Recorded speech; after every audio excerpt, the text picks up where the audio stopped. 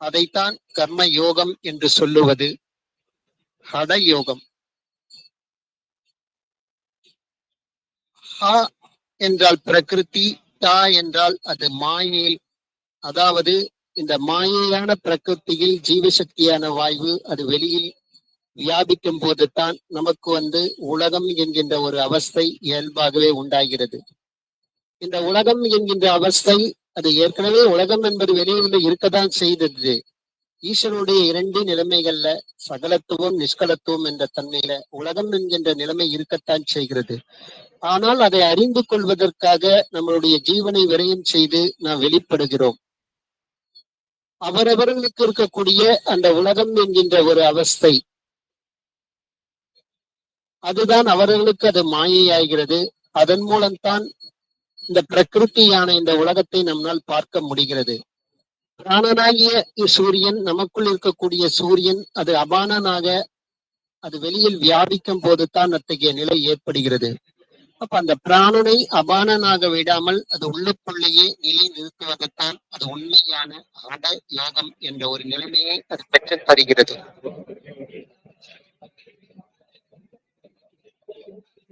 ஏதோ ஹட யோகம் என்பது ஒரு கடினமான யோகம், உடம்பை வலித்து செய்யக்கூடிய யோகம், அப்படியெல்லாம் கிடையாது. யோகாசனம் என்பது அது கிடையாது. உண்மையில் அதுவும் அந்த ஜீவ ஈஸ்வர ஐக்கியத்தை குறிக்கக்கூடிய நிலைதான். அதுதான் ஹட யோகம் என்பது. ராஜ யோகம். ராஜா என்பது விஷ்ணு, விஷ்ணு என்பது ரஜோகுணம் கொண்டது. அந்த ரஜோகுணமாகிய அந்த விஷ்ணுவில்தான் இந்த பரமாத்மா ஆகிய இந்த உலகத்தினுடைய நிலை என்பது அந்த விஷ்ணுவின் மூலமாத்தான் நமக்கு அது வெளிப்படுகிறது. அத்தகைய நிலை அது உள்ளுக்குள்ளேயே தனக்குள் இருந்து அது உற்பத்தியான இடத்திலேயே லயிப்பது தான் அது ராஜயோகம் ஆகிறது. அடுத்ததாக அஷ்டாங்க யோகம். அஷ்டாங்கம் என்றால் 8, அஷ்டம் என்றால் 8, யோகம் என்றால் அது இணைவது. 8 விதமான நிலைகள். ஒரு மனிதன் என்று அபிமானிக்கப்பட்ட நாம் இந்த மாயையான உலகில் அகப்பட்டு இருப்பதற்கு அடிப்படை காரணமாக இருப்பது அந்த ஜீவசக்தியான வாய்வு அது வெளியில் வியாபிப்பதால் தான். காமம், குரோதம், லோகம், மோகம், மதம், ஆச்சரியம், தம்பம், பொறாமை இத்தகைய இந்த குணங்களால் தான் நம்மளுடைய அந்த ஜீவசக்தியான வாய்வு அது வெளியில் வியாபித்து அதோகதியாகி நாம் செத்தப்போகின்ற நிலைமைக்கு தள்ளப்படுகின்றோம். காமம் என்பது இயல்பாகவே ஒரு ஆசையை குறிக்கக்கூடியது. ஆண் பெண் சம்போகம் தான் காமம் என்பது கிடையாதது. உலகத்தினுடைய அந்த வெறுப்பு முதலான இந்த பற்றுக்களைத்தான் நான் விடாமல் பிடித்துக் கொண்டிருக்கின்றோம். இதுதான் காமம் என்கின்ற ஒரு ஆசை. இது ஒவ்வொரு மனிதனுக்கும் அடிப்படையில் இது இருப்பதால் தான் அது மற்ற விதமான மற்ற அடுத்து சொல்லப்பட்ட 8, 7 நிலைமைகளும் இதிலிருந்து தான் அது உண்டாகிறது. ஒரு கிடைத்தது கிடைக்காத, நாம் நினைத்தது கிடைக்காதது போதும் நாம் விரும்பியது நம்மை சேரும் போது நாம் சந்தோஷப்படுகின்றோம். விரும்பாதது நம்மை சேரும் போது நாம் குரோதத்துக்கு ஆளாகின்றோம். விரும்பியது கிடைக்கவில்லை என்றாலும் விரும்பாதது கிடைக்காத என்றாலும் நாம் கோபத்துக்கு ஆளாக்கப்படுகின்றோம். ராக துவேஷங்களுக்கு நாம் அடிமையாகின்றோம்.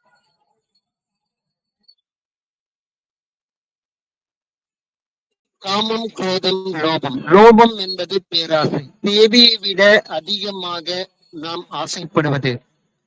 ஒரு நடைமுறை வாழ்க்கைக்கு இன்றைய தேவையை விட இன்னும் பல மடங்கு, இன்னும் 1 மாசம் சேர்த்து வச்சுனோம், இன்னும் 1 வருஷத்துக்கு சேர்த்து வச்சுனோம், இன்னும் பல தலைமுறைக்கு சேர்த்து வைத்துக் கொள்கின்றோம் என்பதெல்லாம் லோகம் என்கின்ற ஒரு பேராசையில் தான் வரும். அது ஒரு பறவைகளுடைய வாழ்க்கை முறையை நீங்க பார்த்தாலும் அடுத்த வேளை சாப்பாட்டுக்கு எந்தவித கேரண்டியும் அதுக்கு கிடையாது. ஐயா ஒரு நிமிஷம் அப்படித்தான். சொல்லுங்க ஐயா. ஐயா ஆடியோ உள்ள போய் வருதுங்க ஐயா. உள்ள போய்ங்களா? நான் ரயில்வே ஸ்டேஷன்ல இருக்கேங்க, அங்க இருந்து பேசிட்டு இருக்கேன். ஆமாங்க எல்லாருங்க. ஆனா புரியுதுங்க, ஆடியோ உள்ள போயிட்டு புரியுது. No problem, carry on. புரியுது. சரி சரி, ஓகே. சரிங்க சரிங்க, ஓகேங்க ஓகேங்க. கேட்கா நான் ரயில்வே ஸ்டேஷன்ல இருக்கேன் நான். ஓகே சரிங்க சரிங்க. சரிங்க சரிங்க. இன்னைக்கு ஒரு நாள் அப்படிதான் இருக்கும். சரிங்க, ஓகேங்க. லோபம், அதாவது தேவையை விட அது பேராசை அதிகமான விலங்குகளோ பிற ஜீவன்களோ, அது அடுத்த சாப்பாட்டுக்கு எந்த கேரண்டி இல்ல, இருக்கிற இருப்பிடத்துக்கு கூட எந்த ஒரு கேரண்டியும் கிடையாது. இருந்தாலும் ஒரு ஆனந்தமாகத்தான் வாழ்கிறது. மனிதன் என்று அபிமானிக்கப்பட்டவருக்கு நமக்கு அந்த மாதிரி இருக்கா? இல்லை. தேவையை விட அதிகமாக சேர்த்துக் கொள்வது, அதை நாம் நம்மிடத்தில் தக்க வைத்துக் கொள்வது, இது லோகமான அது பேராசை ஆகிறது. மோகம், இந்த பொருள் இல்லை என்றால் என்னால் உயிரோடு வாழ முடியாதது. ஆனால் உயிரை முக்கியத்துவம் கொடுத்து அதை விரயம் செய்துதான் அந்த பொருளை அனுபவிக்கின்றோம், ஆசைப்படுகின்றோம். ஒரு ஆணுக்கு பெண் இல்லைன்னா உயிர் வாழ முடியாது, ஒரு பெண்ணுக்கு ஆண் இல்லைன்ற முடியாம ஒரு இளமை வயதில் அந்த மாதிரி கூட நிறுத்துறோம். அது இது கிடைக்கவில்லை என்றால் நான் உயிரோடு இருக்க முடியாது என்ற மாதிரி அதுவே மோகிட்டு என்பது கிடைக்கின்ற நிலை அது. அதை தாண்டி வேறு எதுவுமே அவங்களுக்கு உலகமாக தென்படாது. ஜீவன் கூட அது அவங்களுக்கு பெரியதாக தென்படாது. மோகித்து இருப்பது, அதையே திங்க் பண்ணிட்டு இருக்குது. ஒரு IPL கிரிக்கெட்டா, அதுலயே அதை தாண்டி வேற எதுவும் திங்க் பண்றது இல்ல. எந்த வேலை வெட்டியா இருந்தாலும் விட்டுட்டு உடனே அந்த கிரிக்கெட்ல தான் பாக்குறது. இல்ல சினிமா மோகம், இல்ல சம்பாதிப்பது என்ற மோகம், அதுல இருந்து லயிச்சு இருப்பது. காமம், குரோதம், லோபம், மோகம். மதம், மதம் என்பது நான் எனும் அகங்காரத்தை குறிக்கக்கூடியது. ஏதோ ஒரு பொருள் கிடைக்கவில்லை என்றால் அதற்காக எந்த நிலையில வேணாலும் பிறர்களை கொல்ல கூட நான் தயாரா இருக்கேன், பிற ஜீவர்களை இம்சை செய்ய கூட நான் தயாராக இருப்பேன். அதான் மதம் பிடிச்சிருக்கிறது பாருன்னு சொல்றது.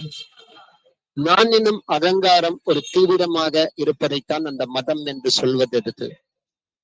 அந்த பொருள் நமக்கு கிடைக்க வேண்டும் என்றாலும், தேவையில்லாத பொருள் நம்மிடம் இருக்கிறது, நம்மை விட்டு விலக வேண்டும் என்றாலும், ஒரு எல்லையை மீறி நடக்கக்கூடிய பிற ஜீவன்களை இம்சைப்படுத்தக்கூடிய, தன்னுடைய ஜீவனை இம்சைப்படுத்திக் கொள்ளக்கூடிய நிலைதான் அது மதம் பிடித்திருக்கிறது. நான் எனும் அகங்காரத்தினுடைய தன்மை அது. மாச்சரியம், ஏதோ மாச்சரியம் என்பது ஒன்றுக்கொன்று விரோதத்தை ஏற்படுத்தக்கூடிய செயல். அது நான் ஒருத்த பெரியது, ஒருத்த சின்னது, இவன் நல்லவன், இவன் கெட்டவன், இந்த மாதிரி ஒரு பிரித்து பார்க்கக்கூடியது.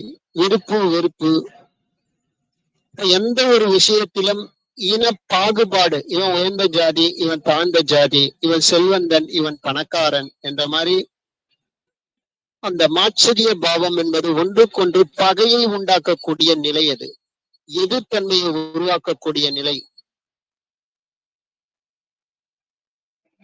படிச்சவன் படிக்காத என்ற மாதிரி ஒருத்தர் இவன் இப்படி பழகிறது, வேற ஒருத்தர் வேற மாதிரி பழகிறது என்ற மாதிரி ஒரு மாச்சரிய பாகம். தம்பம், தன்னிடம் இல்லாத இருக்கக்கூடிய இல்லாத தகுதியை இருப்பதாக காட்டிக்கொள்வது. ஒரு சின்ன செயல், ஏதோ ஒரு சாதனை புரிஞ்சா கூட அது எல்லாருக்கும் தெரியணுன்ற மாதிரி எல்லாருக்கும் சொல்லிக்கொண்டே இருக்கிறது. ஒரு இல்லாதது இருப்பதாக காட்டிக்கொள்வது பொறாமை. பொறாமையின் அடுத்த நிலையில பாத்தீங்கன்னாலும், தனக்கு கிடைக்காதது அடுத்தவனுக்கு கிடைத்து விட்டது, அதுவே அது அடுத்தவங்களுக்கு கிடைச்சிச்சுனாலே அதுவே ஒரு ஏற்றுக்கவே முடியாதது. தகுதியும் திறமையும் இருந்தால் நிச்சயமாக யாருக்கு ஒன்னாலும் கிடைக்கந்தான். அதுக்கான சரியான முறையில் முயற்சி இருந்தால், பயிற்சி இருந்தாலும். ஆனால் அப்ப எதையுமே இல்லாமல் எனக்கு கிடைக்க வேண்டும் என்று எதிர்பார்ப்பது, அடுத்தவனுக்கு கிடைச்சிச்சேன்னு சொல்லிட்டு ஒரு பொறாமைப்படுவது, ஒரு ஏக்கம், அந்த நிலைகள் பொறாமை என்ற நிலைக்குலைகள். இயல்பாக மனிதனுக்கு இத்தகைய 8 விதமான இந்த தோஷங்கள் தான் அவனை இந்த மாயையான இந்த உலகத்தில் இருந்து விடுபட முடியாமல் அவனை உள்ளுக்குள்ளே அவனை அப்படியே பிளாக் பண்ணி வச்சிருக்குது. அஷ்டாங்க யோகம், இது எங்கிருந்து உற்பத்தி ஆச்சு? இத்தகைய குணங்கள் இந்த முக்குணங்களால தானே இருந்தது. காம், சத்துவகுணம், ரஜோகுணம், தமோ குணத்துடைய இயல்பாலத்தான மனம் இயங்குவேதான, வெளியில் வியாபிக்குவேதான, புற உலகில் இருக்கக்கூடிய அந்த பற்றுக்களுக்கு நாம் ஆளாகின்றோம்.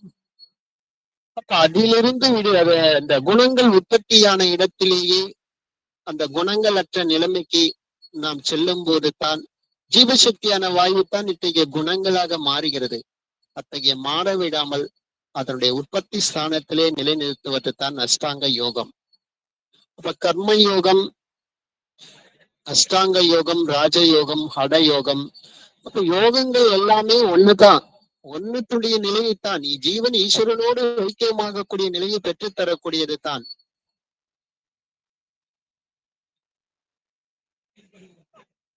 இந்த மனமானது இயல்பாகவே அது வெளியில் வியாபிக்கும் போது தான் இந்த உலகத்தினுடைய அந்த பந்தங்களுக்கு ஆளாக்கப்படுகிறது. அதுதான் பரமாத்மா ஆகிய அந்த விஷ்ணு. அத்தகைய அந்த விஷ்ணுடைய இயல்பு என்பது, விஷ்ணு என்பது மனம். அதுதான் இந்த உலகியல் போகங்களை அனுபவிக்கிறதுக்கு அடிப்படை காரணமாக. உலகியலுடைய அனைத்து போகங்களையும் அனுபவிக்கிற எண்ணமும் அந்த மனம் வெளியில போய் வியாபிப்பதால் தான் வருகிறது. அத்தகைய அந்த மனதை நாம் அதனுடைய உற்பத்தி ஸ்தானத்திலேயே கொண்டு நினைக்கிறது தான் உண்மையான அது யோகங்களுடைய அது தன்மையாகத்தான் இருக்கும். நாம் ஒரு கண்ணாடியை பார்க்கின்றோம், நம்மளுடைய உருவத்தையே நாம் பார்க்கின்றோம் ஒரு கண்ணாடியில். அதற்கு நம்மளுடைய ஜீவசக்தியான வாயை அந்த கண்ணாடியில் மூலமாக வெளியில் வியாபிக்க செய்து நம்மளுடைய அதே ஜீவனாலேயே அந்த வியாபித்த அந்த பிரதிபிம்பித்த அந்த சக்தியை நாம் மீண்டும் நம்மளுடைய உருவத்தையே நாம் பார்க்கின்றோம். உண்மையில் அந்த கண்ணாடியில் தெரியக்கூடிய உருவம் நாம் தான் அப்ப இருக்கின்றோம். அதே மாதிரிதான் நம்மளுடைய சக்தி வெளியில் வியாபித்து இருக்கும் போது தான் நமக்குள்ள அந்த உலகம் என்கின்ற ஒரு அவஸ்தை வருகின்ற நிலைமை என்பது, அதை நம்ம அதை பார்த்துட்டு இருக்கிறோம். அது நம்மளுடைய சக்தி தான். என்ன அவரவருடைய உலகம் என்பது அவரவருடைய ஜீவசக்தியான வாயு வெளியில் வியாபிக்கும் போது தான். தூங்க சொல்ல நம்மளுக்கு உலகம் இருக்கா? இல்ல. காலையில எழுந்து தூக்கம் வீழ்ச்சும் போது ஜீவசக்தியான வெளியில வியாபிக்கிறதான உலகம் என்கின்ற அவஸ்தை வருகிறது. அது அவரவர்களிருந்து வெளிப்பட்ட அவர்களுடைய ஜீவசக்தியான வாயின்று பிரதிபிம்பித்து தான் நாம் காண்கின்றோம். இது ஏன் என்ற நிலைமை என்றால், உண்மையில் ஈஸ்வரனும் ஜீவனும் ஒன்றுதான். ஆனால் நான் என்னும் இந்த அகங்காரத்தால தான் இத்தகைய மாயினுடைய பிரதிபலிப்பு என்பது நமக்குள் அது ஏற்படுகின்றது. ஒரு ஆறு, அது ஓடிக்கொண்டிருந்த ஒரு ஆற்றில் இடையிலே ஒரு கோலை, ஒரு முனையை ஓடுகின்ற நீரோட்டத்தின் மீது வைத்தால் ஆறின்மை இரண்டாக பிரிந்து போவது போல் தெரிகிறது. அந்த கோலை எடுத்து விட்டால் மீண்டும் அது ஒன்றிணைந்து விடுகிறது. அது எந்த கோல்? அதுதான் நான் எனும் அகங்காரத்தினுடைய கோலை நாம் வைக்கும் போது ஆறு இரண்டுவாக பிரிகின்ற மாதிரி நமக்கு தெரிகிறது. அதே மாதிரிதான் ஜீவனும் ஈஸ்வரனும் ஒன்றுதான். ஆனால் நான் எனும் அகங்காரத்தினுடைய இந்த தன்மையால் தான் ஜீவன் வேறு ஈஸ்வரன் வேறு என்ற இரண்டு வேறுபட்ட நிலைகள் என்பது நமக்குள் அது ஏற்படுகிறது. இதைத்தான் வேறொரு உதாரணமாகவும் ஞானபிதா கூறுகிறார். ஒரு கயிறு, அந்த கயிற்றில் ஒரு முனையில் இருந்து முடிச்சுலாம் நம்ம போட்டுட்டே வருதுன்னா ஒரு இடியாப்பச்சக்கல் மாதிரி அது ஆயிடும். ஒவ்வொரு முடிச்சாக நம்ம அவிழ்த்து கொண்டிருந்தால் அவ்வளவு சீக்கிரம் அவிர்க்க முடியாதது. ஒரு பொதுவாக வீட்டுல கூட ஒரு அரிசி வாங்கணும், 25 கிலோ ஒரு அரிசி பாக்கெட் வாங்கினா கூட அதுல நூலால் தைக்கப்பட்டு இருக்கும். அதில் ஒரு முனை சரியான முறையில் இழுத்தால் மொத்த அந்த தைக்கப்பட்டதும் அந்த நூலை அவிழ்ந்து விடும். அதே மாதிரிதான் ஒவ்வொரு முடிச்சியாக நாம் அவிழ்க்க வேண்டும் என்றால் அது கடினமாகத்தான் இருக்கும். அதே மாதிரிதான் மாயையில் நாம் அகப்பட்டு கொண்டிருக்கோம். ஒவ்வொரு மாயையாக நாம் விளக்க வேண்டும் என்று நாம் போராடி கொண்டிருந்தால் அது நிச்சயமாக இந்த ஜென்மமே நமக்கு பத்தாததான் போய்விடும். காலம்தான் விரயமாகும். ஒரே வழி, நமக்குள் இருக்கக்கூடிய இந்த மாயையாக நிலைமை என்பது இந்த அவஸ்தை, இதிலிருந்து நாம் விடுதலை பெற வேண்டும் என்றால் நான் எனும் இந்த அகங்காரம் எனும் ஒற்றை முடிச்சை நாம் அவிழ்த்து விட்டால் போதும். இந்த மாயினுடைய அனைத்து முடிச்சுக்களும் நமக்குள் இருந்து அவிழப்பட்டு விடும். நான் எனும் இந்த அகங்காரத்தை நாம் எடுத்து விட்டாலே போதும். வெளியில் வியாபிக்கக்கூடிய அந்த ஜீவசக்தியான அந்த பிராணன், அந்த வாயு அபானனாக அது மாற விடாமல் அது பிராணனாகவே அது நமக்குள்ளேயே அது நிலை நின்று விடும். இந்த அகங்காரத்தும் என்ற ஒரு நிலைதான். அப்ப இந்த அகங்காரத்தை தான் ஞானபிதா ஒரு நதியை உதாரணமா வைத்து சொல்லி இருக்கிறாரு. ஒரு கயிறை உதாரணமாக நமக்கு வைத்து சொல்லி இருக்கிறாரு.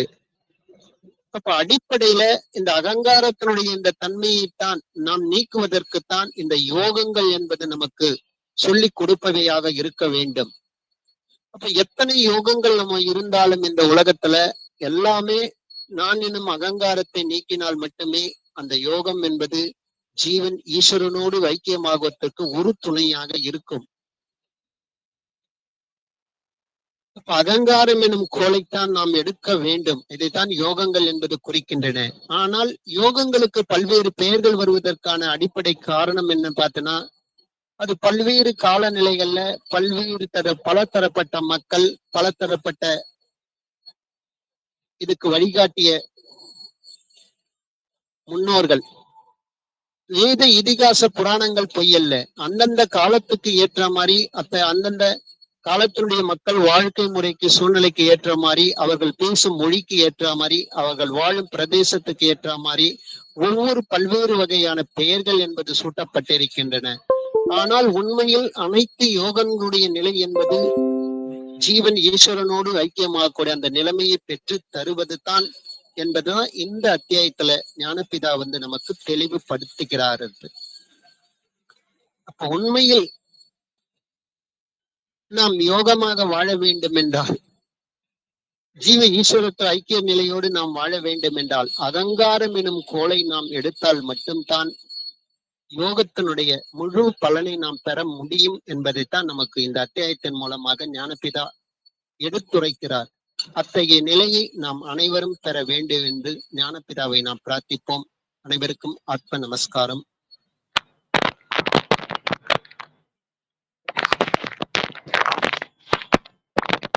அனைவருக்கும் ஆத்ம நமஸ்காரம். போன செஷன்ல விரதங்கள் பத்தி பார்த்திருந்தோம். ஞான இந்திரியங்கள்னா என்ன, கர்ம இந்திரியங்கள்னா என்ன அப்படின்னு சொல்லி பார்த்திருந்தோம். அப்புறம் காத்திர கஷேத்திரம், அதாவது கோயில்னா எது, அங்க சாமி எங்க இருக்கு அப்படின்னு சொல்லி பார்த்திருந்தோம். இப்ப இந்த கோயில் தான் இந்த உடம்பு, அதுல இந்த தலை தான் கஷேத்திரம், கோயில். சோ அதுக்குள்ள கடவுள் எங்க இருக்கிறாரு அப்படின்னா உள்ள இருக்காரு, புருவ மத்தியத்துல இருக்காரு அப்படின்னு சொல்லி போன செஷன்ல பார்த்திருந்தோம். சிவலிங்கம் அந்த அமைப்பு நமக்குள்ள இருக்கு, புருவ மத்தியத்துக்குள்ள இருக்கு, சிவன் அதுலதான் இருக்காரு அப்படின்னு சொல்லி நம்ம பார்த்திருந்தோம். சரி, இன்னைக்கு என்ன பார்க்க போறோம் அப்படின்னா, யோகங்கள்னு சொல்றாங்க உலகத்துல. அதாவது கர்மயோகம், ஹடயோகம், ராஜயோகம், அஷ்டாங்க யோகம், இந்த மாதிரி இன்னும் நிறைய யோகங்கள் இருக்கு. சோ இப்ப இந்த யோகங்கள்லாம் எதுக்காக செய்யப்படுது? சாமி இப்ப இங்க இருக்கிறாருன்னு தெரிஞ்சு போச்சு, கோயில் எங்க இருக்குன்றதும் தெரிஞ்சு போச்சு. பட் எதுக்கு இந்த யோகங்கள்லாம் எதுக்கு அப்படின்னு சொல்லி பார்க்கும்போது, யோகம்னா என்ன அப்படின்னா சேர்க்கை. ரெண்டு பொருளை ஒன்னா போய் சேர்க்கணும், அதுதானே சேர்க்கை. சோ அப்ப இங்க என்னென்னத்தை சேர்க்க போறாங்க அப்படின்னு பார்ப்போம். இப்ப நமக்கு இந்த மோட்சம் கிடைக்கணும்னா நம்ம என்ன பண்ணணும்? நம்மளோட ஜீவசக்தியான வாயு வெளியில விடாம உள்ளுக்குள்ளே அதோட உற்பத்தி ஸ்தானத்துல நிலைநிறுத்தணும், இதுதானே. இப்ப ஜீவனோட உற்பத்தி ஸ்தானம் எது? அந்த ஈஸ்வரன், இல்லையா? சோ இப்ப அந்த இடத்துக்கு போகணும். யார் போகணும்? ஜீவன் போகணும். அப்ப ஜீவனை அதோட உற்பத்தி ஸ்தானமான அந்த ஈஸ்வரன் இருக்காரு இல்லையா, அவர்கிட்ட கொண்டு போகணும். சோ இந்த ஜீவனும் ஈஸ்வரனும் ஐக்கியமாகறதுக்கு தான், இவங்க ரெண்டு பேரையும் சேர்க்கறதுக்கு தான் இந்த யோகங்கள் பயன்பட்டுட்டு வருது. அதாவது இந்த ஈஸ்வரனும் ஜீவனும் சேர்றதுக்கு நம்ம என்ன சொல்றாங்க அப்படின்னா ஜீவேஸ்வர ஐக்கியம். ஸோ இதுதான் இதுக்காக தான் நம்ம எல்லாருமே பிராக்டிஸ் பண்ணிட்டு இருக்கோம். இந்த சித்தவித்தை அபியாசம் பண்ணிட்டு இருக்கிறதோட ஃபைனல் நமக்கு கிடைக்க போற அவுட்புட் ஜீவேஸ்வர ஐக்கியம். ஸோ இதுக்காக தான் நம்ம எல்லாருமே ட்ரை பண்ணிக்கிட்டு இருக்கோம். அப்ப நாம இந்த யோகத்தை கரெக்டா செஞ்சாதானே நம்ம ஜீவேஸ்வர ஐக்கியம் அடைய முடியும். ஸோ அப்ப ஃபர்ஸ்ட் இந்த யோகம்னா என்னன்னு பார்த்துப்போம். ஜீவன் ஒண்ணுதான் இருக்கு, ஈஸ்வரனும் ஒண்ணுதான் இருக்கிறாங்க. அப்ப இந்த ஒரே ஒரு ஜீவனையும் ஒரே ஒரு ஈஸ்வரனையும் ஒண்ணு சேர்க்கறதுக்கு எதுக்காக இத்தனை யோகங்கள் சொல்லப்பட்டிருக்கிறது? இது உண்மையாவே அவசியமா, இல்ல இதை நம்ம தப்பா புரிஞ்சுக்கிட்டு இருக்கிறோமா அப்படின்னு சொல்லி பார்க்கலாம். சரி, இப்ப முதல்ல கர்ம யோகம்னா என்ன? கர்மம்னா என்னன்னு நமக்கு நிறைய தடவை பார்த்தாச்சு. நம்ம ஜீவசக்தியான வாயு, அப்ப அதை கொண்டு போயிட்டு எங்கேயோ சேர்க்க சொல்றாங்க, அப்படிதான் அர்த்தம் கர்மயோகம்னா. சரி, எங்கன்னு பார்ப்போம். ஜீவசக்தியான வாயுவை அதோட உற்பத்தி ஸ்தானம், அதோட உற்பத்தி எங்க இருந்து உற்பத்தி ஆகுது? பிரம்மரந்திரத்துல இருந்து உற்பத்தி ஆகுது. ஸோ அந்த இடத்துல திரும்ப கொண்டு போய் சேர்க்கறதுக்கு பேரு தான் கர்மயோகம். அதாவது இந்த ஜீவனா இருக்கக்கூடிய அந்த சக்தி வெளியில வந்து வாயு ரூபமா நசிச்சு நசிச்சு நசிச்சு ஒண்ணுமில்லாம செத்து போய்கிட்டு இருக்குது. சோ இது அப்படி வெளியில விடாம உள்ளுக்குள்ளவே அது எங்க உற்பத்தி ஆச்சோ அந்த இடத்துல திரும்ப போய் சேர்க்கறதுக்கு பேர் தான் கர்மயோகம். ஜீவசக்தி ஜீவசக்தியான வாயு இருக்கு இல்லையா, அதுக்குதான் கர்மம்னு பேரு. சோ அதோட உற்பத்தி ஸ்தானத்துல அந்த சக்தி ஜீவசக்தியை கொண்டு போய் வைக்கிறதுக்கு தான் கர்மயோகம்னு சொல்லி பேரு. சோ இதுதான் கர்மயோகம். அப்ப இந்த இடத்துல ஜீவன் கர்மம் ஜீவசக்தின்றது ஜீவன் இல்லையா, சோ அதை எடுத்துட்டு போய் அந்த ஈஸ்வரனோட சேர்க்கறதுக்கு தான் வந்து கர்மயோகம்னு சொல்லி சொல்றாங்க. அடுத்தது ஹடயோகம் அப்படின்னு ஒரு யோகம் இருக்கு. ஹ அப்படின்னா பிரகிருதி, அதாவது மாயை அப்படின்னு சொல்றாங்க. ட அப்படின்னா அடக்குதல், ட அப்படின்னா அடக்குதல். எதை அடக்கணும்? இந்த மாயையா இருக்கு இல்லையா மனம், வெளியில போய் எல்லாத்தையும் கிரியேட் பண்ணுது இல்லையா, சோ இத வெளியில விடாம உள்ளுக்குள்ளே மனதை அடக்கிறதுக்கு பேரு தான் ஹடயோகம். இதுல இந்த மனதுக்கு இன்னொரு பேர் என்னன்னா பிராணன் அப்படின்னு சொல்லுவாங்க. சாரி, பிராணன் கிடையாது, அபானன். சூரியன் இருக்கார் இல்லையா, அவருக்கு வந்து பிராணன், சந்திரனுக்கு வந்து அபானன்னு பேரு. ஸோ இப்ப நமக்குள்ள சூரியனா இருக்கக்கூடியது பிராணன், அதாவது புருவ மத்தியத்துல பிராணனா இருக்கக்கூடியது சூரியன். அதுக்கு கீழே இறங்கி வந்துருச்சுன்னா அபானனா சந்திரனா மனமா மாறி வெளியில வந்துருது. அதாவது சூரியன்றது இப்ப ஜீவன் பிராணன், சோ இது புருவ மத்தியத்துக்கிட்ட இருக்கு. அதுக்கு கீழே இறங்கி வந்துருச்சுன்னா அபானனா மாறிடுது. சந்திரன்னு சொல்லக்கூடியது மனம்னு சொல்லக்கூடியதும் அதுதான். சோர் அப்படி அது இறங்கி வராம அதோட உற்பத்தி ஸ்தானம் இந்த சூரிய சந்திரன் இருக்காங்க இல்லையா, அவங்க ரெண்டு பேரையும் ஐக்கியப்படுத்தணும். ஐக்கியப்படுத்துறதுக்கு பேர் தான் ஹடயோகம். ஆனா மாயை மனம் டான்னு அடக்குறது இல்லையா.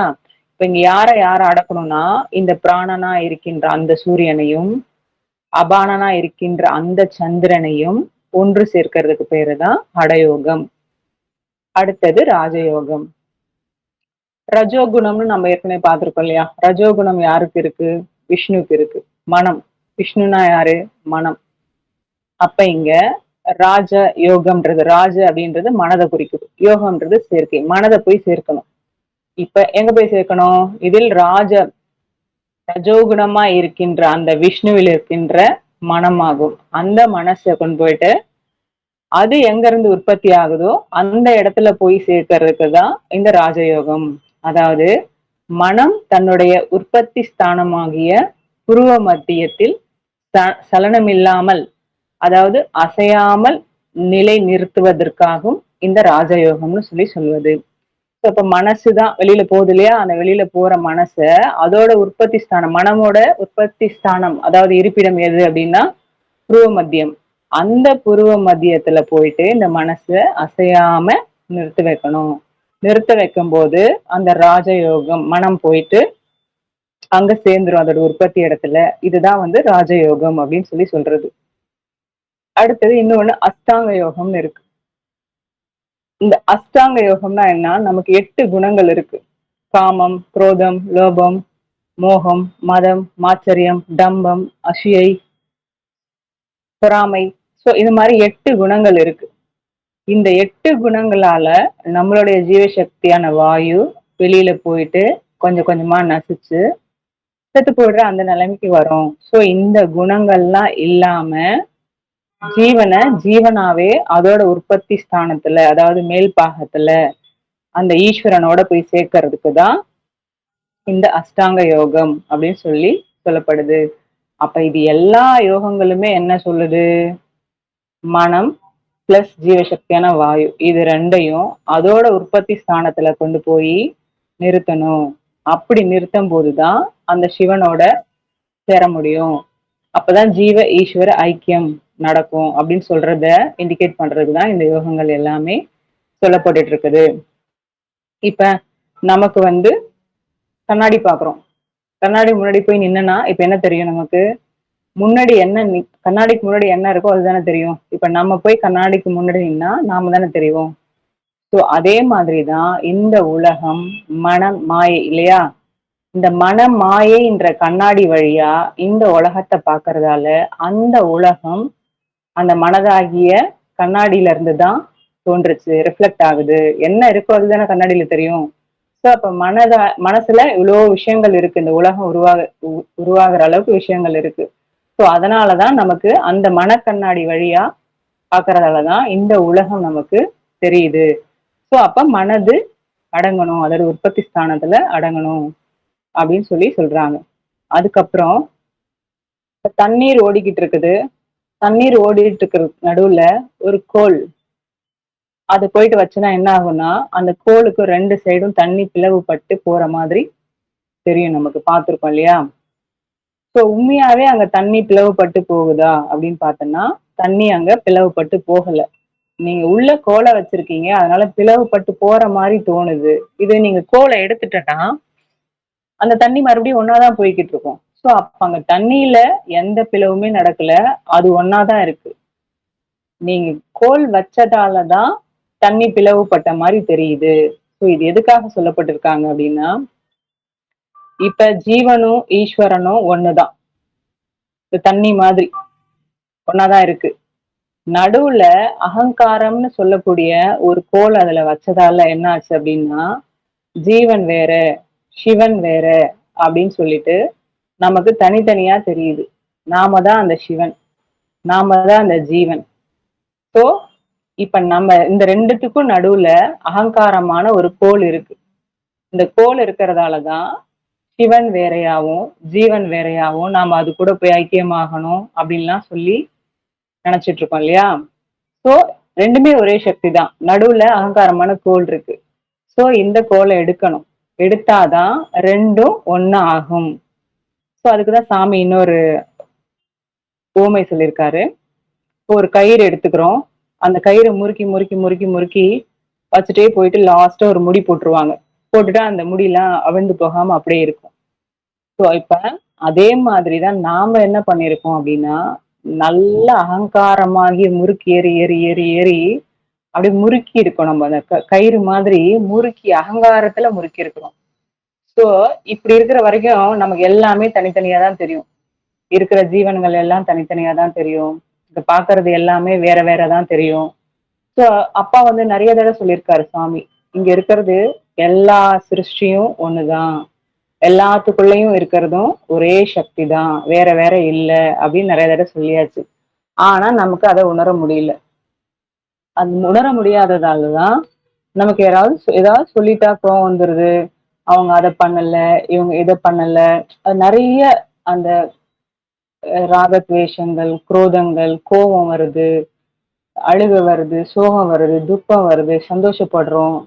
ஸோ இது எல்லாமே வந்து இங்க நடக்கிறது எல்லாமே நாம தான், நம்மளோட ஜீவன் தான் அப்படின்னு புரியும் போது நமக்கு இங்க எல்லாமே எதுவுமே இருக்காது, எந்த குணங்களுமே இருக்காது. அந்த ஈஸ்வர தன்மைக்கே போயிருவோம்.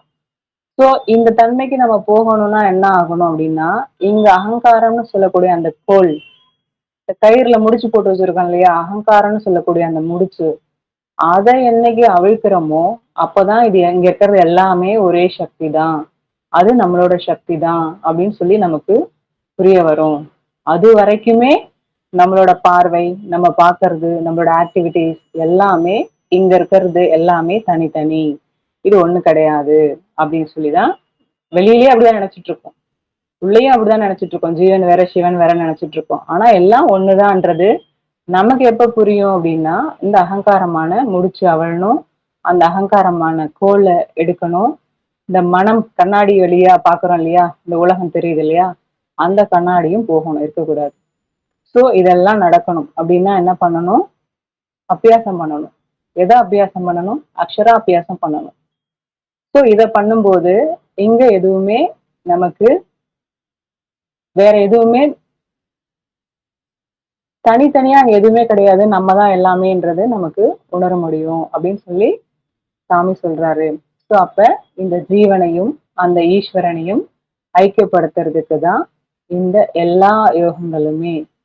இது வந்து ஏன் இத்தனை பேர்கள் கொடுத்திருக்காங்க அப்படின்னா, இத சொல்லி கொடுத்த ஆச்சாரியார்கள் இருக்காங்க இல்லையா, அவங்க ஒவ்வொரு இடத்துல இருந்திருப்பாங்க, அவங்க அந்த இடத்துக்கு ஏத்த மாதிரி வார்த்தைகளை பயன்படுத்தியிருப்பாங்க. ஸோ ஸோ அதனால இந்த மாதிரி தனித்தனியா சொல்லி வார்த்தைகள் உள்ள வந்திருக்கு.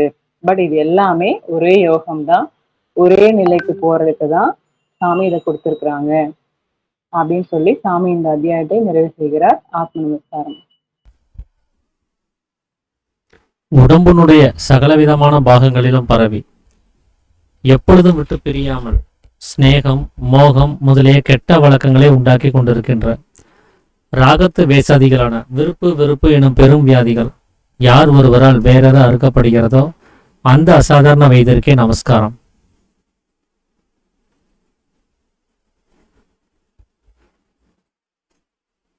ஏதோ ரொம்ப நாள் ஆன மாதிரி இருக்கு நான் இந்த சச்சங்கத்துல வந்து பேசிய. ஏன்னா இப்போ ஒரு வாரமாவே எனக்கு வந்து இந்த ஸ்கூல் ரீயூனியன் பண்ணலாம் அப்படின்னு சொல்லிட்டு ஒரு 25 இயர்ஸுக்கு முன்னாடி நாங்கள் 10th பேட்ச் படித்தவங்களை எல்லாத்தையும் ஆர்கனைஸ் பண்ணி அதுக்கு ஒரு ரிசல்ட் ஒன்று புக் பண்ணி அங்கே டீச்சர்ஸையும் ஸ்டூடெண்ட்டையும் ஆர்கனைஸ் பண்ணி ஒரு ப்ரோக்ராம் ஒன்று பண்ணலான்னு சொல்லி, ஸோ அது விஷயமா போன வாரம் ஃபுல்லாக நான் ஓடிட்டு இருந்ததுனால இங்கே எனக்கு வர்றதுக்கு நேரம் கிடைக்காம போயிடுச்சு.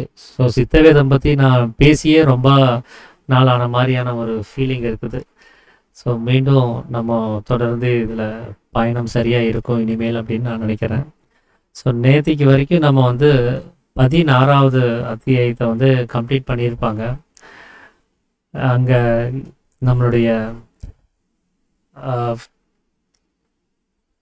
என்னென்ன விரத முறைகள் இருந்தது, அதிலிருந்து நமக்கு இந்த சேத்திர உபவாசம் அப்படிங்கிறதுல என்ன அப்படிங்கிற விவரமெல்லாம் அதில் வந்திருக்கும். ஸோ இன்றைக்கி நம்ம பார்க்க இருக்கிறது வந்து என்னென்னா 17வது அத்தியாயத்தில் யோகங்கள் பற்றி சாமி வந்து சொல்லியிருப்பார். ஏன்னா மோட்சத்துக்கான உபாயமாக உலகத்தில் வந்து கடைபிடிச்சிட்டு வரக்கூடிய இன்னொரு வழிமுறை, எப்படி விரதங்கள் இருந்தால் மோட்சம் கிடைக்கும், சேத்திர உபவாசம் செய்தால் மோட்சம் கிடைக்கும்னு ஒரு நம்பிக்கை நிலவுதோ அதே மாதிரி தான் யோகங்கள் செய்வது மூலமாகவும் நமக்கு வந்து மோட்சம் கிடைக்கும்னு சொல்லி ஒரு நம்பிக்கை ஜனங்கள்கிட்ட இருக்குது. ஸோ அதை பற்றின ஒரு விவரத்தை தான் வந்து இங்கே கேட்குறாரு. ஏன்னா விரதம் எப்படி மாறி நம்ம செஞ்சுட்டு இருக்கிறோமோ அந்த மாதிரி யோகமும் ஒருவேளை மாறி செய்கிறோமா, அதுவும் சரியாக தான் நடக்குதா அப்படிங்கிறத தெரிஞ்சுக்கலாங்கிறதுக்காக வேண்டி சீடன் வந்து கேட்குறாரு. அப்படி உலகத்தில் வந்து பார்த்திங்கன்னா நிறைய யோகங்கள் இருக்குது. கர்ம யோகம், ஹடயோகம், ராஜயோகம், அஷ்டாங்க யோகம், வாசி யோகம், பிராணாயாமம் அப்படின்னு சொல்லி இன்னும் ஏகப்பட்ட யோகங்கள் எல்லாமே சொல்லிட்டு வராங்க.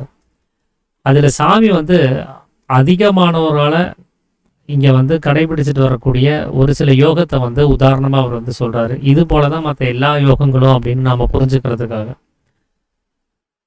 ஏன்னா யோகம் அப்படின்னு சொல்லும் போதே சாமி 4ஆம் அத்தியாயத்திலே சொல்லிட்டாரு, அது வந்து சேர்க்கை அப்படின்னு சொல்லி. யோகம் என்பது சேர்க்கை. யார் சேரணும் அப்படின்னா அவனில் இருக்கக்கூடிய ஜீவனும் அது ஈஸ்வரன் அப்படிங்கிற நிலைமையாக அது சேரணும். அப்போ எத்தனை ஜீவன் இருக்குது அப்படின்னா ஒன்று தான் இருக்குது. அப்போ ஈஸ்வரன்கிற தன்மை எவ்வளோ இருக்குதுன்னா அதுவும் ஒன்று தான் இருக்குது. அப்போ இருக்கிற ஒரே ஜீவன் ஈஸ்வரன்கிற அந்த ஒரே தன்மைக்கு தன்னை மாற்றி அமைச்சுக்கணும் அப்படின்னு சொன்னால் அதுக்கு வழிங்கிறதும் ஒன்றா தானே இருக்க முடியும். 2 பேர் இருக்கிறாங்க, 2 பேர் இணைய போகிறாங்க அப்படின்னா அது 2 பேரும் இங்கே தொடங்கி அங்கே முடியறதுக்கு வழி ஒன்றா தான் இருக்க முடியும். வெவ்வேறான வழிகள் இருக்கிறதுக்கான ஒரு நிலைமைங்கிறது இல்லை. அது மாதிரி தான் இந்த யோகம் அப்படிங்கிறதும் ஒரே வழி தான். அது உள்ளுக்குள்ளார இருக்கக்கூடிய ஜீவனானது உள்ளுக்குள்ளாரையே இருந்து ஜீவேஸ்வர ஐக்கியமாக அந்த ஜீவனுடைய நிலைமையை, அதாவது ஈஸ்வரனுடைய நிலைமையாக மாற்றி அமைச்சுக்கிறதுக்காக அது முன்னெடுத்து வைக்கக்கூடிய ஒரு வழிமுறை தான் இங்கே யோகம் அப்படின்னு சொல்றது. ஆனால் இதுக்கு வந்து இத்தனை வகையான பேர்கள் வர்றதுக்கு வாய்ப்பு என்ன அப்படின்னு கேட்டிங்கன்னா, அது ஒவ்வொருத்தரும் ஒவ்வொரு காலகட்டங்களில் தான் இந்த யோகத்தை வந்து குறிப்பிட்டு சொல்லியிருக்கிறாங்க. முதல்ல கர்ம யோகம்னு சொல்லியிருப்பாங்க, ஆனால் அதுதான் ஃபஸ்ட்டு வந்துச்சான்னு நமக்கு தெரியாது. ஆனால் ஒரு எக்ஸாம்பிளாக எடுத்துக்கிட்டோம் அப்படின்னா ஒரு கர்ம யோகம்னு ஒன்று நடைமுறையில் இருந்திருக்கும். அந்த காலத்துலலாம் வந்து ஒவ்வொருத்தரையும் தகுதி தராதரத்தை எக்ஸாம் பண்ணி பார்த்துட்டு தான் அந்த யோகங்களை சொல்லி தருவாங்க. கேட்டுட்டு போகிறவங்களுக்குலாம் இன்றைக்கெல்லாம் வந்து கூப்பிட்டு கொடுக்குறாங்க. ஆனால் அன்றைக்கி வந்து கேட்டு போனால் கூட கொடுக்க மாட்டாங்க. அவங்களுக்கு தகுதி இருக்கா இல்லையான்னு பார்த்துட்டு தான் கொடுப்பாங்க. அப்படி கூடயே இருக்கக்கூடிய குருகுல கல்வியில் வசித்து வரக்கூடிய அந்த மாணவர்களில் ஒரு 10 பேர் இருக்கிறாங்கன்னா அதில் பெஸ்ட்டாக இருக்கிறவன் எவனோ அவனை கூப்பிட்டு இந்த யோகத்தை சொல்லி கொடுப்பாங்க. பாக்கி இருக்கிற யாருக்கும் சொல்லி தர மாட்டாங்க. ஏன்னா அதுக்கு ஃபில்ட்ரேஷன் நிறையா வச்சுருப்பாங்க. அவனுக்கு அந்த பக்குவ நிலைமை எந்த அளவுக்கு இருக்குங்கிறத கவனிச்சுக்கிட்டே இருப்பாங்க. எதுக்கு இந்த ஃபில்டர் வைக்க வேண்டியது இருக்குது அப்படின்னா, கிடைச்ச அந்த அனுபவங்களை அவன் சரியான வகையில் அவன் உபயோகப்படுத்தணும். அந்த அனுபவத்தை அடையிற வரைக்கும் அவன் தீவிரமாக பக்குவத்தோட விடாமுயற்சியில் இருக்கணும். இதெல்லாம் இல்லாமல் ஒருத்தனுக்கு இந்த பயிற்சியை சொல்லி கொடுத்து பலன் கிடையாது அப்படிங்கிறதுனால அவங்க அந்த பக்குவப்பட்டவங்களுக்கு மட்டுமே தான் சொல்லி கொடுத்துட்டு இருந்தாங்க. இந்த மாதிரி இன்னும் வேறு காரணங்கள்லாம் இருக்குது ஒரு யோகம் அழிஞ்சு போகிறதுக்கு. அப்படி ஒரு சில காரணங்களால் அந்த யோகமானது காணாமல் போயிடுச்சு அப்படின்னு சொன்னால், ஏன்னா அந்த பக்குவப்பட்ட மாணவன் கிடைக்கல அப்படின்னு சொன்னால் ஏனோ தானோட்டு யாருக்கும் அதை சொல்லித்தர மாட்டாங்க. அது அந்த ஆச்சாரியருடைய அந்த யோகமும் நின்று போகிறதுக்கு வாய்ப்பு இருக்குது. அடுத்த நிலைமைக்கு போகாமல் அப்படியே நின்று போயிடும். இப்படி பல்வேறு வகையான காரணங்களில் அப்பப்போ இந்த யோகமானது இந்த பூமியில் இல்லாமல் ஆகும். ஜனங்கள் மத்தியில் இது செயல்பாட்டுக்கு இல்லாமல் போகும்போது இன்னொரு ஆச்சாரியார் வருவார். அவர் தன்னுடைய சொந்த முயற்சியில் இது என்னங்கிறத கண்டுபிடிச்சு அவர் ஒரு அனுபவத்துக்கு வரும்போது அந்த அனுபவத்துக்கு தகுந்தபடி அவர் ஒரு பேர் வைப்பார். அடுத்தது ராஜயோகம்னு ஒரு பேர் வைக்கிறாங்கன்னு சொன்னால் அதுக்கப்புறம் ராஜயோகம் அப்படியே பூமியில் ஃபுல்லாக பரவி வந்துக்கிட்டே இருக்கும். அப்புறம் அது ஒரு காலகட்டத்தில் காணாமல் போகும்போது இன்னொருத்தர் வந்து அதை ஞாபகப்படுத்துறதுக்காக ஹடயோகம்னு ஒருத்தர் கொண்டு வந்து அறிமுகப்படுத்துவார் அவருடைய அனுபவத்துக்கு தகுந்தபடி. இப்படி ஒவ்வொரு காலகட்டத்திலையும் இந்த யோகமானது பல்வேறு வகையான பெயர்களில் அது போயிட்டே இருக்குது அப்படின்னு சொன்னாலும் கூட சாமி சொல்கிறது என்ன அப்படின்னா, ஒரு யோகம் அல்லாமல் இத்தனை யோகங்கள் உண்டாகிறதுக்கு வாய்ப்பு கிடையாது. அது பல ஆச்சாரியர்கள் பல பெயர்கள் கொடுத்துருக்கிறது வந்து அவங்களுடைய அனுபவத்துக்கு தகுந்தபடி அவங்க அதை கொடுத்துருக்காங்களே தவிர அங்கே வந்து ஒரு வித்தியாசம் இல்லை. அந்த அனுபவமாவது வித்தியாசப்பட்டிருக்குதான்னு கேட்டால் அதுவும் கிடையாது. அதைத்தான் இப்போ சாமி வந்து விளக்கம் போகிறார். அப்படி அனுபவத்தில் என்ன வித்தியாசம் வந்திருக்குதுன்னு பார்த்தா அதுவும் ஒன்றுமே இருக்காது.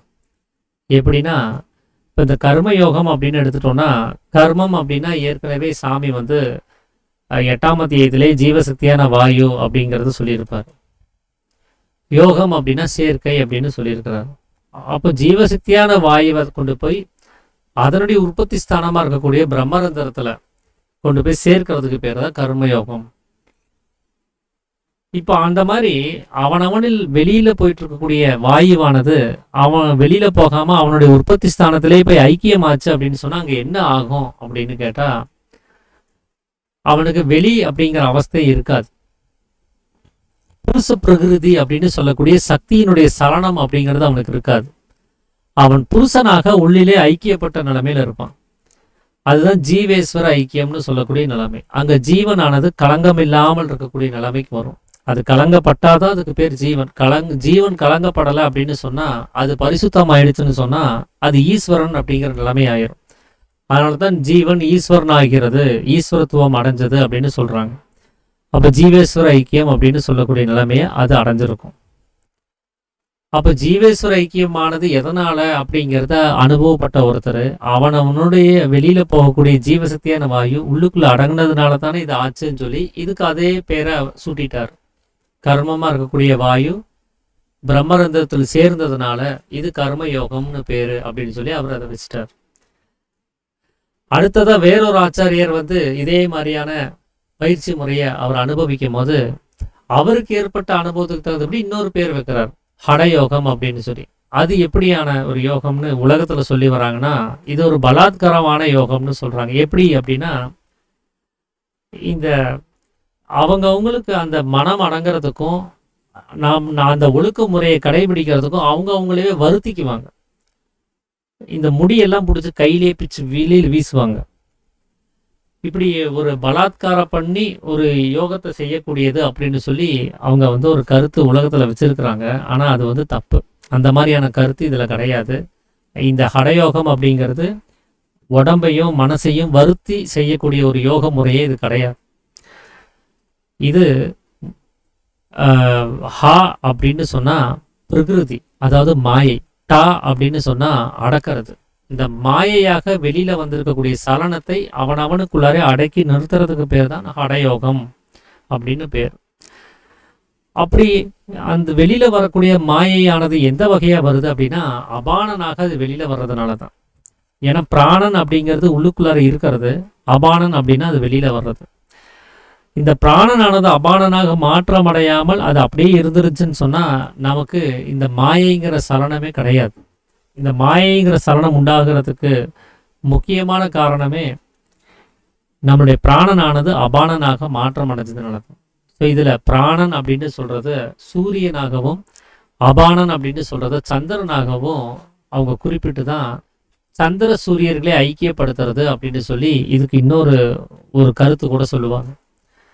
ஹடயோகம் அப்படின்னா சந்திர சூரியர்களை ஐக்கியப்படுத்துறது அப்படின்னு. அதில் அபானன்கிறது சந்திரனும் பிராணன் அப்படிங்கிறது சூரியனுமாக இருக்குது. இதே தான் சாமி பிராணாயாமத்துக்கு விளக்கம் கொடுக்கும்போது கூட வெளியில் போகக்கூடிய அபானனை அப்படி வெளியில் போக விடாமல் உள்ளில் இருக்கக்கூடிய பிராணனோடு சேர்த்து மேலே கொண்டு போகும்போதாகவும் நீளமாகிறது அப்படின்னு சொல்லியிருப்பார் 4ஆம் அத்தியாயத்தில். ஸோ இங்கேயும் இந்த யோகத்தில் கவனித்து பாருங்க, ஜீவசக்தியான வாயு தான் அபானனா வெளியில் போகிறது.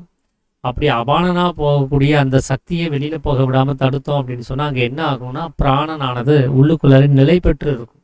அது நீண்டு மேலே போய் பிரம்மரந்திரத்தை போய் தொட்டு அதை திறந்து அதுக்குள்ளே ஐக்கியமாகி இருக்கும். அப்படி ஐக்கியமாகக்கூடிய நிலைமை ஏற்பட்டுச்சு அப்படின்னு சொன்னால் அவங்களுக்கு பிரம்மம் அப்படிங்கிற நிலைமை தான் இருக்குமே தவிர மாயைங்கிற அந்த அவஸ்தை இருக்காது. அப்போ அந்த பிரம்மங்கிற நிலைமை தான் களங்கம் இல்லாத தன்மை. அந்த களங்கம் இல்லாத தன்மையில தான் நம்ம ஈஸ்வரத்துவத்தை அடைய முடியும், அதை உணர முடியும். அதுதான் மோட்சம் அப்படின்னு சொல்லக்கூடியது. அப்போ இந்த ஹடயோகத்தினால அவருக்கு ஏற்பட்ட அனுபவம் என்னவா இருந்தது? களங்கம் இல்லாத தன்மையில அவர் ஈஸ்வரனாக இருந்த நிலைமையை தான் குறிப்பிட முடியுது. வேறொரு ஆச்சாரியர் ராஜயோகம்னு சொல்லியிருப்பார். ராஜா அப்படின்னு சொன்னா நமக்கு பரிபாலன சக்தி யாருக்கு இருக்குதோ அவர் தான் ராஜா அப்படின்னு சொல்லியிருப்பார். இந்த விஸ்வம் அப்படின்னு சொல்லக்கூடிய உலகத்தை காத்து வரக்கூடியவர் யாரு அப்படின்னு சொன்னா அது விஷ்ணு. அந்த விஸ்வம்பரனாக இருக்கக்கூடிய விஷ்ணுவனுடைய குணம் எது அப்படின்னு கேட்டா அது ரஜோகுணம். அந்த ரஜோகுணம் இருக்கிறதுனால தான் அவர் இந்த உலகத்தை காப்பாற்றி வந்துட்டு இருக்கிறார். அந்த ரஜோகுணமானது அங்கே இல்லைன்னா விஷ்ணுவே கிடையாது. அப்போ இங்க ராஜா அப்படின்னு சொன்னா அது ரஜோகுணத்தை குறிக்கக்கூடியது. யோகம் அப்படின்னு சொன்னா அது சேர்க்கிறது.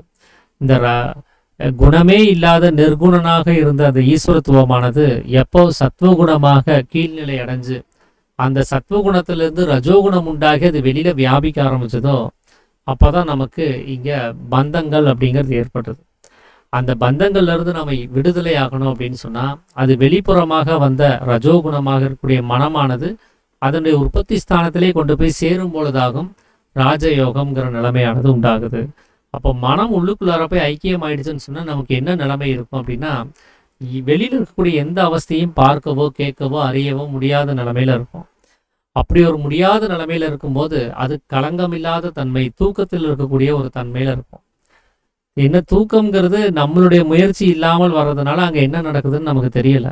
ஆனா அதே தூக்கத்தை நம்மளுடைய முயற்சியில கொண்டு வந்தோம்னு சொன்னா அந்த நிலைமையை நம்ம கொண்டு வந்தோம்னு சொன்னா நம்மளுடைய மனமானது நம்மளுடைய முயற்சியில அது பூர்வ மத்தியத்துல போய் ஐக்கியப்பட்டுச்சு அப்படின்னு சொன்னா அங்க இருக்கக்கூடிய ஆனந்தத்தை அனுபவிச்சுக்கிட்டு எதையும் தன்னை தவிர வேற எதையுமே அறிய முடியாத நிலைமையில் நம்மளால இருக்க முடியும்.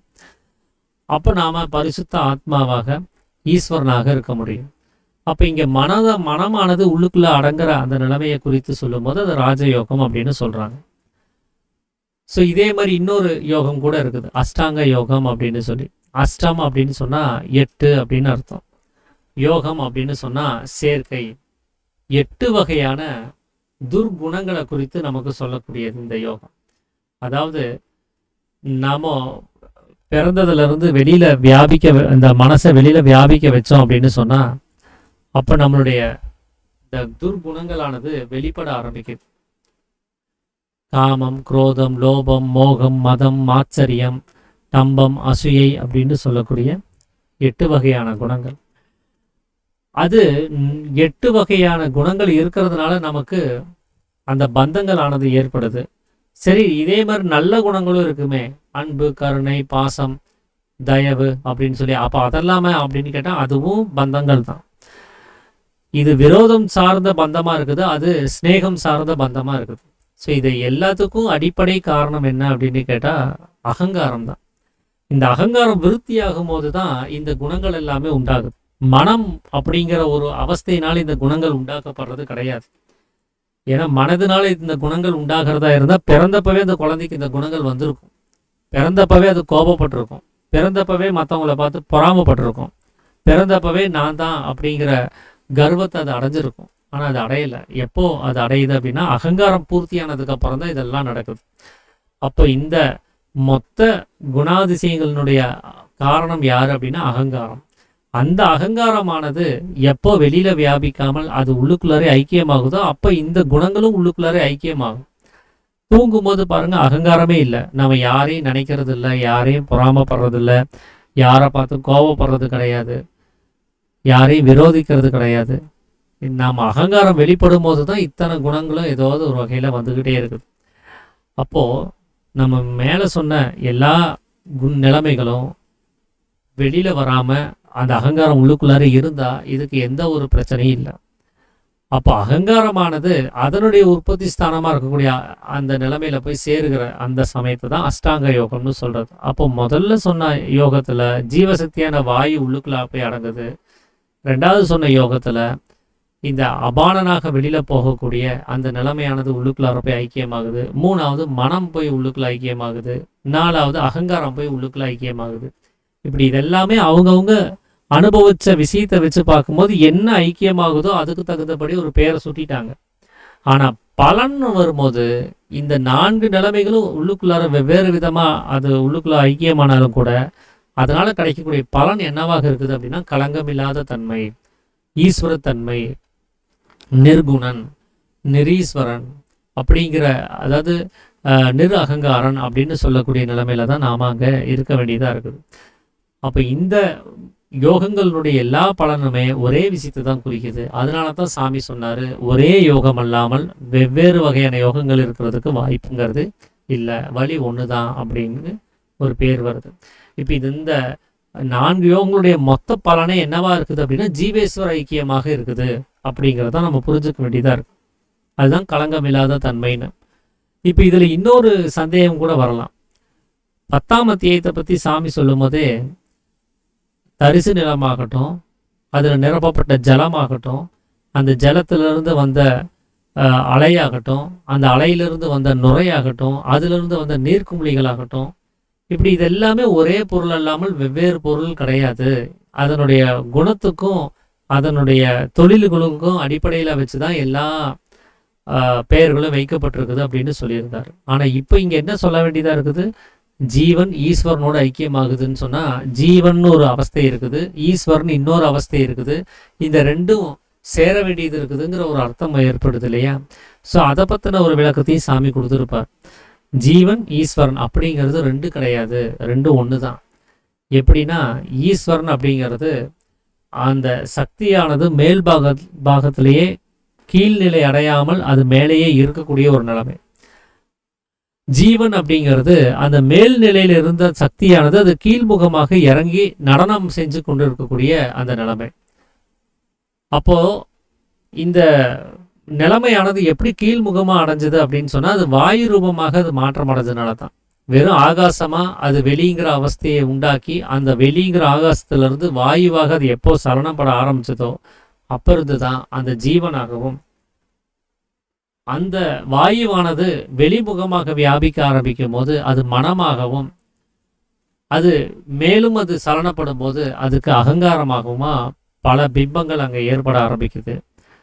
அப்போ நாம் வெளியில் கவனிக்கக்கூடிய அத்தனை அவஸ்தைகளுமே இந்த மனதினால பிரதிபலிக்கப்பட்ட ஒரு விஷயங்கள் தான். இதெல்லாமே நம்மளுடைய சக்தி இல்லாமல் வேறு சக்தி கிடையாது. அதே போல தான் அவனவனுக்குள்ளார இருக்கக்கூடிய ஜீவனாகட்டும், அந்த ஜீவனானது ஈஸ்வரனாக மாற்றமடையக்கூடிய அந்த நிலைமையாகட்டும், எல்லாமே ஒரே சக்தி தான். கலங்கப்பட்டதுனால அதை ஜீவன்னு சொல்கிறோம். அது கலங்கப்படாத நிலைமைக்கு போயிடுச்சுன்னா அதே பொருளை தான் ஈஸ்வரன்னு சொல்ல போகிறோம். அதனால 2 பொருள் இருக்கிறதுங்கிறது இங்கே உண்மையிலே கிடையாது. ஒரே பொருளுக்கு தான் வெவ்வேறு பெயர்கள் இங்கே நம்ம கவனிக்க வேண்டியதாக இருக்குது அதனுடைய நிலைமைக்கு தகுந்தபடி. ஆனால் நமக்கு இப்போ என்ன தோணல் ஏற்படுதுன்னா, இப்போ ஈஸ்வரன்னு சொல்லி ஒரு பொருள் இருக்குது, ஒரு அவஸ்தை இருக்குது. அப்போ ஈஸ்வரனுங்கிற அவஸ்தை வேற, நான்கிற அந்த நிலைமை வேற அப்படிங்கிற ஒரு எண்ணம் நமக்கு இருக்குது. நாம வேற, கடவுள் வேற அப்படிங்கிற எண்ணம் இருக்குது. ஸோ இந்த வித்தியாசமும் கூட தப்பு தான். இது கூட நம்மளுடைய ஒரு பொய் தோற்றத்தினால நாம் ஏற்பட்ட ஒரு மயக்கத்தினால அறியாமையில் நாம் ஏற்படுத்திக்கிற அந்த நிலைமை தானே தவிர உண்மையிலே இப்படி 2 வகையான நிலைமைகள்ங்கிறது கிடையாது. நாமும் ஈஸ்வரனும் வெவ்வேறு தான், வேறு வேறு தான் அப்படின்னு சொல்கிறதுக்கு அதில் ஒன்றுமே இல்லை. ஏன்னா அந்த ஜீவனை தான் நாளைக்கு ஈஸ்வரனாக மாறப்போகுது. அந்த ஜீவனை தான் இதுக்கு முன்னாடி ஈஸ்வரனாக இருந்துச்சு. அப்போ ஈஸ்வரனானது கலங்கப்படும் போது அதுக்கு ஜீவன்னு பேர். ஜீவன் கலங்கப்படாத நிலைமைக்கு வரும்போது அதுக்கு ஈஸ்வரன்னு பேர். ஸோ இந்த களங்கமுள்ள தன்மை களங்கமில்லாத தன்மையை இங்கே குறிப்பிட்டு சொல்கிறதுக்கு தான் ஈஸ்வரனும் ஜீவனும் தனித்தனியாக பேர் வச்சுருக்காங்களே தவிர அந்த ஒரே நிலைமைக்கு தான். ஸோ இதை பற்றி சாமி முதல் அத்தியாயத்திலே சொல்லியிருப்பார். ஈஸ்வரனுக்கு 2 நிலைமைகள் உண்டு. ஒன்று சகலத்துவம், இன்னொன்று நிஷ்கலங்கத்துவம். ஒன்று கலங்கப்பட்ட நிலைமை, இன்னொன்று கலங்கப்படாத நிலைமை. அப்போது காலையில் எந்திரிச்ச உடனே கலங்கப்பட்டு எல்லா வேலைகளையும் செஞ்சுட்டு இருக்கிறது அதே ஈஸ்வரன் தான். நைட்டு தூக்கம்ங்கிற நிலைமையை ஏற்பாடு பண்ணிக்கிட்டு அந்த மனமானது தொழில்களை விட்டுட்டு உள்ளுக்குள்ளாரே அடங்கி இருக்கும்போது களங்கம் இல்லாத நிலைமையில் இருக்கிறதும் அதே ஈஸ்வரன் தான் சொல்லியிருந்தார். அந்த மாதிரி தான் இங்கேயும் ஒரே ஈஸ்வரன் தான் இருக்குதே தவிர அந்த வெவ்வேறு வகையான நிலைமைகள்ங்கிறது கிடையாது. ஸோ ஜீவன்கிறது இன்னொரு அவஸ்தை, ஈஸ்வரன்கிறது வேறொரு அவஸ்தைங்கிற நிலைமை கிடையாது.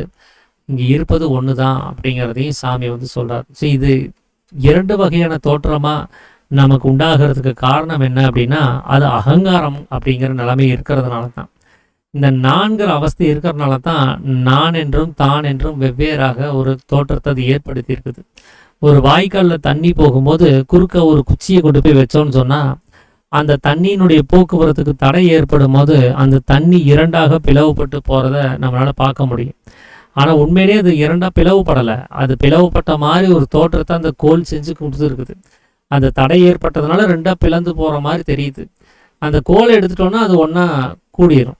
அது ஒரே தண்ணி தான் தெரியும். அது பிளந்து போகிறத வச்சு பார்த்துட்டு நாம் என்ன பண்ணுறோம், இது வேறு தண்ணி அது வேறு தண்ணி, இது வேறு வாய்க்கா அது வேறு வாய்க்கான்னு கூட நம்ம நினச்சிட்டு இருக்கலாம். ஆனால் அந்த கோலை எப்போ தூக்குறோமோ அப்போ எல்லா அவஸ்தைகளுமே நார்மல் ஆயிரும்.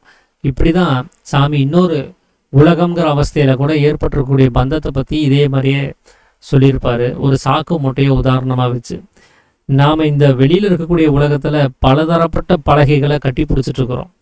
நம்மளுடைய மனைவி, மக்கள், நம்முடைய சொத்துக்கள், நம்முடைய பேர், புகழ், அந்தஸ்து, ஜாதி, மானம், சுத்தம், அசுத்தம்னு சொல்லி ஏகப்பட்ட பலகைகளை நாம் பிடிச்சி வச்சுருக்கிறோம். அந்த பலகைகள் எல்லாமே எதன் மேலே அது ஸ்திரமாக இருக்குது அப்படின்னா அது அகங்காரத்தின் மேலே தான். அகங்காரம் இல்லை அப்படின்னு சொன்னால் இந்த பலகைகளும் கிடையாது, இந்த பந்தங்களும் நமக்கு கிடையாது. ஸோ இந்த அத்தனை பந்தங்களுமே அகங்காரம்னு சொல்லக்கூடிய அந்த நிலைமையில் அது ஒவ்வொரு முடிச்சாக போடப்பட்டு அது இறுக்கி பிடிச்சிட்டே இருக்குது. நாம் எவ்வளோ தூரம் இந்த பலகைகளை நோக்கி அது முன்னெடுத்து வச்சு அதை இறுக்கி பிடிக்கிறோமோ அந்த அளவுக்கு அந்த முடிச்சு இறுக்கிட்டே போகும். அதை அவுக்கிறதுங்கிறது ரொம்ப கஷ்டமாயிட்டே வரும். எந்த அளவுக்கு அதை லேசாக வச்சுருக்கிறோமோ அந்த அளவுக்கு அது சுலபமாக அவுக்கிற மாதிரி தான் இருக்கும். எப்படி இந்த பறவைகளெல்லாம் கண்ணு கருத்துமாக பார்த்தாலும் கூட அவங்க அவ்வளோ பந்தங்களை ஏற்படுத்திக்கிறது இல்லை. அந்த மாதிரி நம்ம அதை லேசாக வச்சுக்கிட்டோம் அப்படின்னு சொன்னால் நமக்கு இது எப்போ வேணாலும் இது நம்ம அவுக்கிறதுக்கு தயாராக இருக்கணும். அப்போ இதை நான் கடைசி வரைக்கும் பிடிச்சிட்டு இருப்பேன்னு சொல்லி எந்த ஒரு நிர்பந்தமும் நம்ம வச்சுக்காம அதை மேலோட்டமாகவே இப்போ இருக்கட்டும் இல்லைனாலும் பரவாயில்ல அப்படின்னு சொல்லி நாம் அதைய கொண்டு போனோம் அப்படின்னு சொன்னால் நமக்கு இந்த கயிறானது ரொம்ப நெருக்கி போகாது. நமக்கு நாளைக்கு அது விடுதலை ஆகிறதுக்கு தடையாக இருக்காது. ஆனால் இந்த அகங்காரங்கிற அந்த ஒரே கயிற்று மேலே தான் இத்தனை முடிச்சு போடப்பட்டிருக்குது. அதனால ஒவ்வொரு முடிச்சா கழட்டி நம்ம எப்போ அத்தனை முடிச்சையும் கழட்டுறது. ஒரு சாக்கு மூட்டையிலே கிட்டத்தட்ட ஒரு 50-60 முடிச்சு போட்டு வச்சுருப்பாங்க. 1 by 1 அடுத்தடுத்து விழுந்துக்கிட்டே போயிருக்கும். ஒவ்வொன்றா அவுக்கிறதுனா எவ்வளோ நேரம் ஆகிறது. உடனே என்ன பண்ணுவோம், கத்தி எடுத்து சரசரன்னு அறுத்துட்டு இருப்போம். ஸோ அதெல்லாம் எதுவுமே செய்ய வேண்டியதில்லை. ஒவ்வொரு முடிச்சாமல் அவுக்க வேண்டியதில்லை, இந்த முடிச்சுக்களெல்லாம் அறுத்து வீச வேண்டியதில்லை. நாம் செய்ய வேண்டிய ஒரே வேலை என்னென்னா அந்த ஒரு தொடக்கத்தில் இருக்கக்கூடிய ஒரே ஒரு நூல், அந்த நூல் மேலே தான் மீண்டும் மீண்டும் வேறு வேறு முடிச்சுகள் விழுந்துக்கிட்டே இருக்கும். அதுதான் அடிப்படையான ஒரு நூலாக இருக்கும். அந்த கொனையை பிடிச்சி ஒரு இழுத்தா போதும், எல்லா முடிச்சுகளும் அவுந்து போயிடும். ஸோ அந்த டெக்னிக் தெரிஞ்சவங்க டக்குன்னு என்ன பண்ணுவாங்கன்னா அந்த ஒரு முனையை பிடிச்சி இழுப்பாங்க, எல்லா முடிச்சுமே அவுந்து போயிடும். அதே மாதிரி தான் அந்த அடிப்படையான ஒரு முனை எது அப்படின்னு கேட்டால் அது அகங்காரம் தான். நம்மளுடைய எல்லா பந்தங்களுக்கும் அடிப்படையாக இருக்கக்கூடியது அந்த அகங்காரமாக இருக்கக்கூடிய பந்தத்தை, அந்த நுனையை, அந்த நுனி, அந்த முனையை நாம் இழுக்கிறதுக்கு உதவக்கூடியது தான் இந்த யோகம் அப்படின்னு சொல்லக்கூடியது. அது கர்மயோகம், ஹடயோகம், ராஜயோகம், அஷ்டாங்க யோகம்னு அதுக்கு என்ன வேணால் பேர் வச்சுருக்கலாம். சித்த வித்தைன்னு பேர் வச்சுருக்கலாம், பிராணாயாமம்னு பேர் வச்சுருக்கலாம், வாசி யோகம்னு வச்சுருக்கலாம். ஆனால் அதனுடைய அந்த உள் செயல்பாடுங்கிறது என்னவா இருக்குது அப்படின்னா அவனுடைய சக்தியை உள்ளுக்குள்ளார நிலைப்பெற செய்கிறதாகத்தான் இருக்க முடியும். இந்த ஒரே ஒரு நிலைமையை அனுசரித்து தான் எல்லா யோகங்களுமே ஏற்பாடு செய்யப்பட்டிருக்குது. அது வெவ்வேறு காலகட்டங்களில் வெவ்வேறு அனுபவ நிலைகளுக்கு தகுந்தபடி ஏற்படுத்துறதுனால அது வேறு வேறு பெயர்கள் இருக்குதே தவிர எல்லா செயல்பாடுகளும் ஒன்று தான், எல்லா பிரதிபலன்களும் ஒன்றாவே இருக்குது. அதனால தான் சாமி ஒரே யோகம் அல்லாமல் வெவ்வேறு யோகங்கள் இல்லை அப்படின்னு சொல்கிறதுக்கு காரணம். அப்போ நாம் யோகம் செய்கிறதுனுடைய நோக்கமும் இந்த அகங்காரம்னு சொல்லக்கூடிய அந்த முடிச்சை நாம் அதை கட்டி இருக்கக்கூடிய அந்த முடிச்சை இழுத்து அவுக்கிறதுக்காக தான். அப்படி நாம் இழுத்து அவுக்கும்போது அங்கே ஏற்பட்டிருக்கக்கூடிய எல்லா அவஸ்தைகளுமே நீங்கி போயிடும். அப்படி நீங்கி போகும்போது நம்மளால் உண்மையை தெரிஞ்சுக்க முடியும். அவனுக்குள்ளார போய் அந்த வெளியில் போகக்கூடிய சக்தியை வெளியில் போக விடாமல் தன்னிலே நிலைநிறுத்தக்கூடிய அந்த நிலைமை என்னங்கிறத அவங்க புரிஞ்சுக்க முடியும். அப்படி ஒரு நிலைமை ஏற்படும் போது தான் நமக்கு கைவல்யம், மோட்சம் அப்படிங்கிற ஒரு நிலைமையானது கிடைக்கப்பெறுது. அதனால யோகம் செய்வது அப்படிங்கிறது மோட்சத்துக்கான ஒரு உபாயம்தான், மோட்சத்தை கொடுக்கக்கூடியது தான். ஆனால் நாம் செய்யக்கூடிய யோகங்களானது அவனவனுடைய சக்தி அவனவனுக்குள்ளாரே ஐக்கியமாகக்கூடிய நிலைமையில் இருக்குதா அந்த செயல்பாடுங்கிறத நாம் கொஞ்சம் கவனித்து பார்த்துக்கணும் அப்படிங்கிறதையும் சாமி சொல்கிறார். ஸோ இதுதான் யோகங்கள் அப்படின்னு சொல்லக்கூடிய ஒரு நிலைமையில் சாமி இந்த விளக்கங்களை கொடுத்துருப்பாரு. ஸோ நான் படித்த வகையில் எனக்கு புரிஞ்ச வகையில் நான் இதை பகிர்ந்துருக்கிறேன். ஸோ நாளைக்கு வர்ணங்கள் பற்றி 18ஆம் அத்தியாயத்தில் வரும். நம்ம அதை தொடர்ந்து நம்ம கவனிப்போம். வேறு யாராவது ஏதாவது விஷயங்களை பகிர்ந்துக்கிறதா பகிர்ந்துக்கலாங்க. அனைவருக்கும் ஆத்ம நமஸ்காரம். ஆத்ம நமஸ்காரங்க. பச்சிளங்குழந்தை திருவிழா கூட்டத்திலே காணாமல் போகும் பொழுது அந்த பெற்றோர்களை தேடி அந்த குழந்தை அழுகும். அதுக்கு என்னதான் வாங்கி கொடுத்தாலும் எல்லாம் பார்க்கும். யானையை காட்டு, பூனையை காட்டு, குதிரையை காட்டு, பொம்மையை காட்டு, பலூனை காட்டு. கடைசியில் அந்த தாய் வர வரைக்கும் அது ஒரு ஏக்கமாகவே இருக்கும். அது மாதிரி ஐயா அவர்கள் பணி நிமித்தம் காரணமாக, சேவை காரணமாக ஒரு வாரம் அங்கிட்டு போயிருந்தாலும் கூட தங்களை குரல் கேட்காது என்னவோ ஒரு மாதிரியாகத்தான் இருந்தது என்பது நிதர்சனமான உண்மை. இன்றைய சத்சங்கத்தில் ஜீவன் மேலே, ஈஸ்வரன் எப்பயுமே மேலே தான் இருப்பார், அவர் கீழே வரமாட்டார். ஜீவன் மட்டும் மேலே கீழே போய்கிட்டு இருக்குது அப்படின்னு சொன்னீங்க. அதே நேரத்தில் ஈஸ்வரன் அதற்கு 2 குணம் இருக்குது, களங்கமாக இருக்குது, களங்கம் இல்லாதது. அப்போ அந்த களங்கம் உள்ளது மட்டும்தான் அது வெளியே வராமல், பட் அது பிரதிபிம்பிச்சு ஜீவன் வழியாக கீழே வந்துடுதுன்னு நினைக்கிறேன். சரிங்களாயா? சரிதாங்க, சரிதான். நன்றிங்க. அப்புறம் இன்னொரு இன்னும் ஒரு பாயிண்ட் சொன்னீங்க. அந்த 8 இதுக்கு நம்ம அந்த காமம், குரோதம், லோபம், மோகம், மதம், ஆச்சரியம், விரோதம், பொறாமை, அதுக்கு சார்ந்து அது பந்தம் சார்ந்தது, இது விரோதம் சார்ந்தது, அது பந்தம் சார்ந்தது அப்படிங்கிற ஒரு புது கருத்தை உணர வச்சிங்க. அதுக்கும் ரொம்ப ரொம்ப நன்றிங்க. ரொம்ப சந்தோஷங்க. அவ்வளோதாங்க நான் சொல்ல வேண்டிய கருத்து, பேர வேண்டிய கருத்து. ஆத்ம நமஸ்காரம். ஆத்ம நமஸ்காரங்க.